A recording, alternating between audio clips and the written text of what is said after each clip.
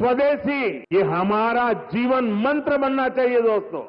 Japan के द्वारा जो चीजें बन रही है ना, ये भी स्वदेशी है। मेरी स्वदेशी की व्याख्या बहुत सिंपल है। पैसा किसका लगता है उससे मुझे कोई लेना देना नहीं है, लेकिन जो प्रोडक्शन है उसमें पसीना मेरे देशवासियों का होगा।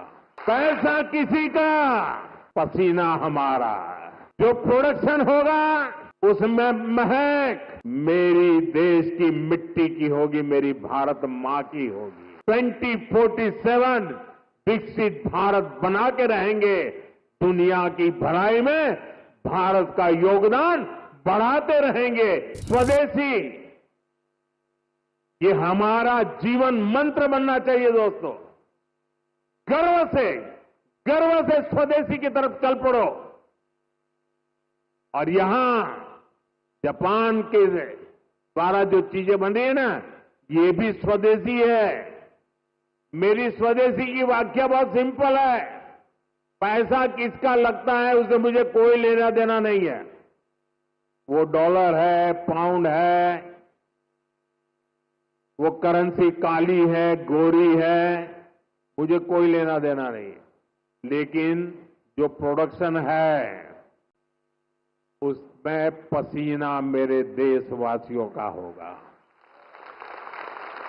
पैसा किसी का, पसीना हमारा।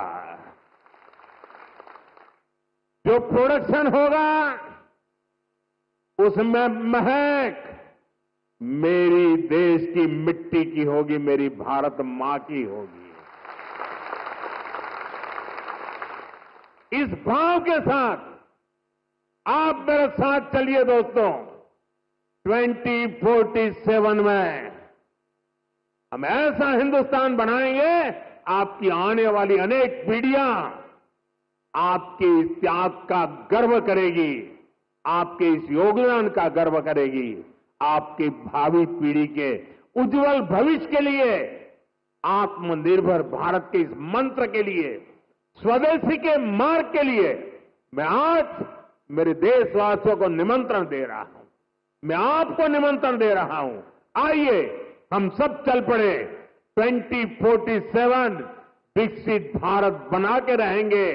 दुनिया की भलाई में भारत का योगदान बढ़ाते रहेंगे। इसी भावना के साथ आप सबको बहुत बहुत शुभकामनाएं, बहुत बहुत धन्यवाद।